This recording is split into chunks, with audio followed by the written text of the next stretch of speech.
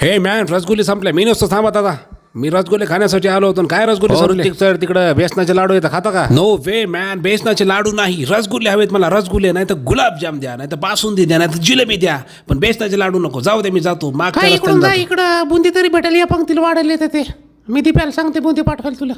एक्कानं 10 रसगुल्ले खाल्लेत, कसे पुरतील? मी म्हणू लागले 2-2च द्या, पण मग हा येडीचं कोण ऐकते? आता आलूच्या भाजीतले दम आलू खायलेत लोक. रसगुल्ले समजा रसगुल्ला असते. मॅच आलू खाल्ला. म्या म्हटलं तिकट कसं काय लागायला? तापच झालं काय. आता काय रसगुल्ले नाहीत म्हणल्यावर आलूच खाणं येतं.